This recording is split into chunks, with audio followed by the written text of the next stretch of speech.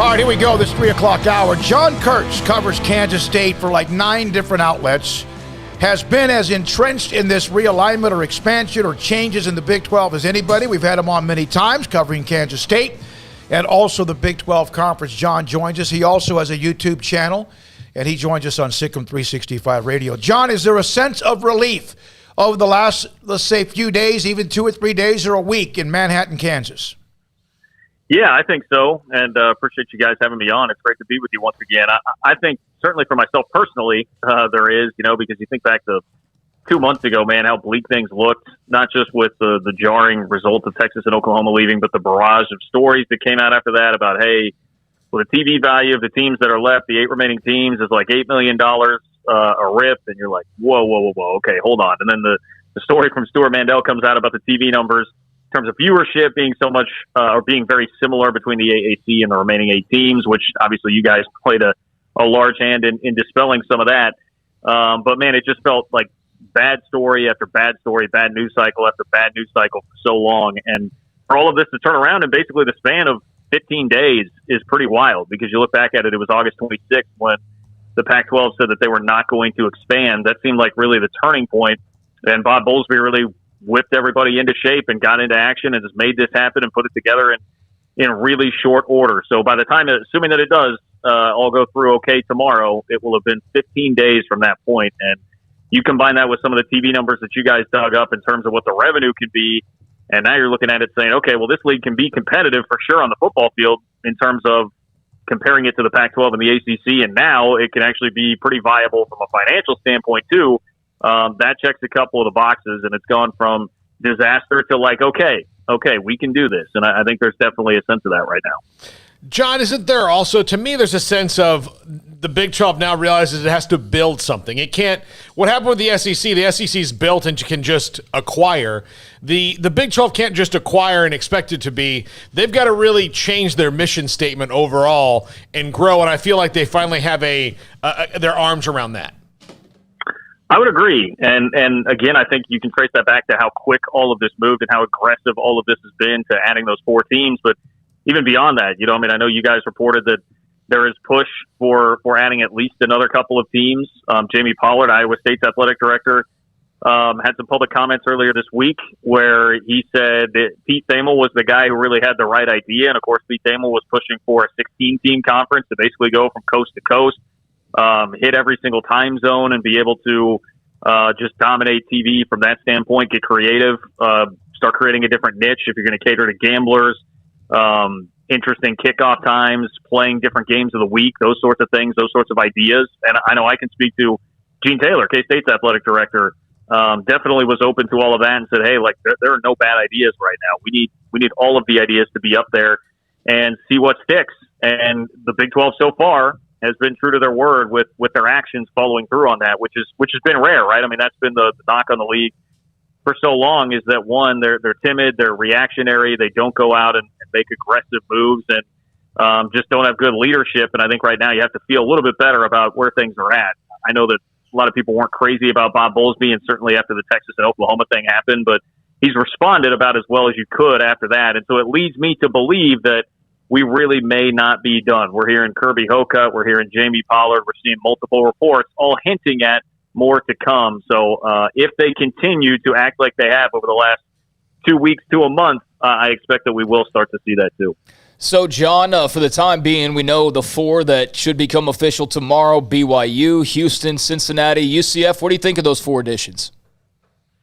I think they're pretty much the best 4. I think for sure, to me, UCF and BYU were always no-brainers. I think if you're looking at what they add to the conference value-wise and TV viewership-wise and just potential, what they actually bring in terms of strength on the football field, those to me were always the very top of my list. It's hard to argue with Cincinnati right now. I maybe have some concern about what happens to that program when Luke Fickell does leave, because I think that's a when, not an if, even with them joining what would now be a Power 5 league in the Big 12. But they have proven over the last 20 years that they can hire good coaches. There's a long track record of that. Brian Kelly, Butch Jones, Tommy Tuberville. Like they've had some big name coaches there that have had really good seasons. So I'm inclined to believe that that's a really good selection too. And look, I mean, Houston, I think needs to, one, figure out what they have in Dana Holgerson and get it together a little bit on the football field. But man, getting into the Houston market and the recruiting that's there and just a massive, massive media market, I just think there's so much potential there. So I really like, and I get all the reports at this point mixed up. I want to say it was the Dallas Morning News that had quoted somebody as saying that the Big 12 basically took the 4 best athletes available if you were equating it to the NFL draft. I thought that was perfect. I think that's exactly what it is, because there's no surefire like Andrew Luck slam dunk at the top of the draft, but a lot of the draft is in the first round. You're going to take guys based on potential and the athletes that are there. And I think that's what the Big 12 has done. They've gone out and addressed and assessed the landscape appropriately and got the best athletes that they can try to grow and develop through their program, so to speak, right now over the next 5, 10, 15, 20 years. John, we get a lot of these questions and a few today as well. We brought it up as well. Do you feel like that now Texas and Oklahoma, when they leave, and the fact that they're basically all but gone, it's just a matter of time, but do you feel like that maybe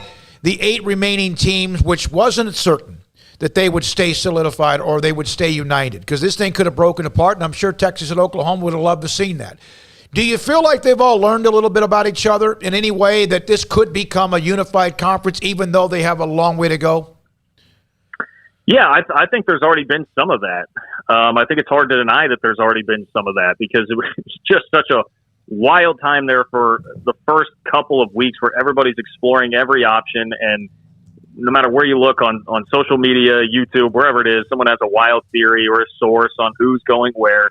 And eventually the dust started to settle, and I think everybody looked around and realized, outside of maybe Lawrence, Kansas, I think everybody else has looked around and realized, like, hey, we don't really have many other options except just banding together ourselves. And that's been a tough pill for a lot of people to swallow. But, you know, like, people learn through adversity. This pops into my mind just because I was talking to a friend who's going off to some training in the military, but it's like, you know, they put them through really difficult situations because through adversity comes bonding, right? And you earn a bond through that, kind of forged by fire. And I feel like that's what's happening to a lot of the Big 12 schools here, where you're really faced with your own mortality. I mean, that's what this league has been through. These 8 schools have been through over the last 2 months, and thinking like, man, the rug just got totally pulled out from under us. So I think naturally there's going to be some of that. Now, again, it's the Big 12, so everything should be taken with a grain of salt, and I think a hearty degree of skepticism. And if something were to change with the powers that be in the Big 10 or the Pac-12, I don't think any of this means that a Kansas and Oklahoma State, one of these schools, wouldn't bolt if they had the chance. I think that's obviously still very much on the table,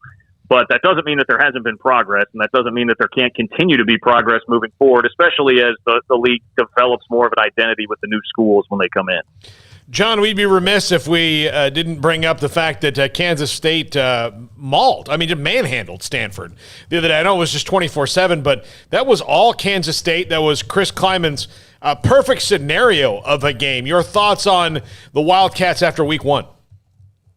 Yeah, it was great. It was great. You hit the nail on the head. I mean, I think the game was not nearly as close as the 24-7 score would indicate. Stanford had a late garbage time touchdown there with just a couple of minutes left in the game. And honestly, the K-State offense left probably 10 to 14 points on the board in the first half through an interception in the end zone.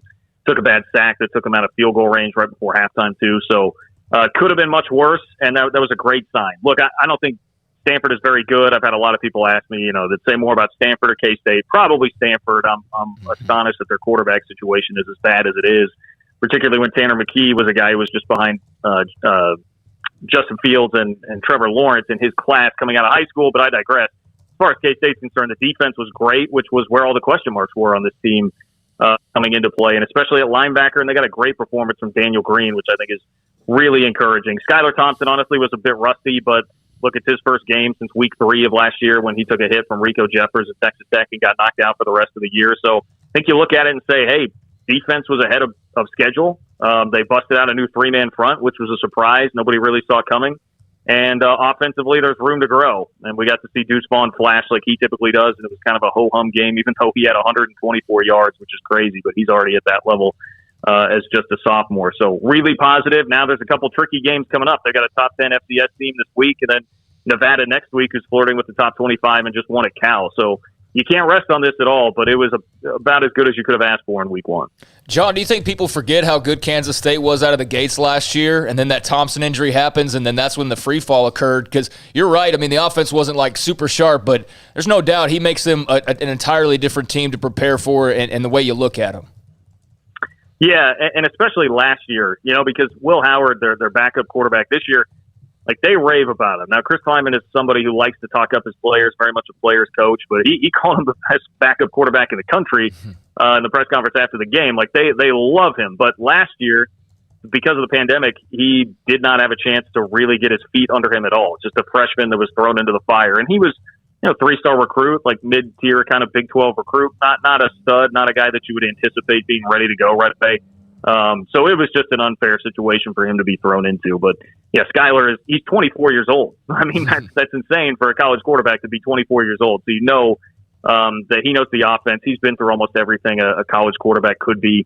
And the thing with him is, he's good for a couple hero performances a year. He has 3 top 10 wins in his career. 2 of those have come on the road. One at Oklahoma State in 2017 in the game last year against Oklahoma. So he's also, the thing with him, he's liable to drop a dud or two.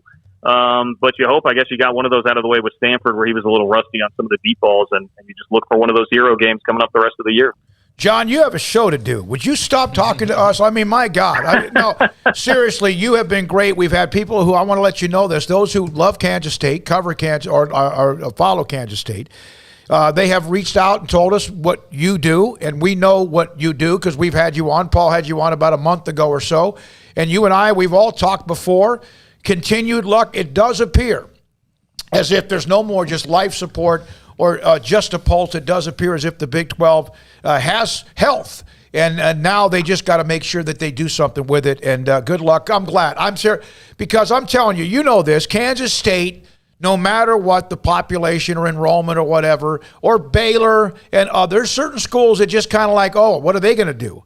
And so it's good to know that K-State, because of the history and legacy of Bill Snyder and what Coach Kleiman's trying to do, and the fact that they've been good in football, that you guys are going to survive along with some of the others as well. We appreciate your time. Hey, 100%. Echo that sentiment a bunch. I think we lost John. He's got a show to do it for. John Kurtz, KMAN, a part of everything Kansas State, and has his own YouTube channel as well. Wish him the very best of luck. We appreciate that. I hadn't even thought about this. Got a question on the text line. So now that this appears to be all but done, the ink is not dry. In fact, the ink has not even been put on the paper yet. That may happen as early in the next few days. Tomorrow, of course, there's a vote going on again. Now it kind of like almost hurts me to think that, okay, now are we going to split this thing into divisions? Why would that hurt you? Well, because I don't even have the energy to think about that right now. I've just been worried so much about how are we doing our job? Are we covering this right? How is this going to work out? It's a good thing is what I'm saying. It's just that, oh, my God, now you got to worry. It's not worry. Now you got to get into that, and we will. At some point, we will absolutely do that. Yeah, I mean, I've seen some of this conversation online. There's reasons for, all the Texas teams being in a division together. Can also argue there's reasons to split them up and to create some different paths. So, I would imagine that's not even anywhere close to being like the top 100 things they're thinking about at this moment, because you can plan for divisions next year or 2 years from now, and, tomorrow 2 of those teams could pull their names out of the hat and say they're going to the SEC by next season. So, I mean, the future's more certain now than it was, but it's still plenty uncertain. So I would imagine the division splits are probably one of the last things that we'll, get full confirmation on. I just feel like there's probably a lot of other far more important things to figure out, but they will need to at some point when the time comes. And yeah, you go east-west, you go north-south, how do you do that? Because the thing about this conference will be now that it is very spread out. So, theoretically, you could draw a line just down the middle of the country and probably get sort of close to having it even on both sides. But yeah, that's curious. I'll be curious to see how they go around and who they stick together and who's going to be your team you play every year in your division or what have you, and the rivalries that could create or the rivalries that continues on. All right, Paul, break here. Come back.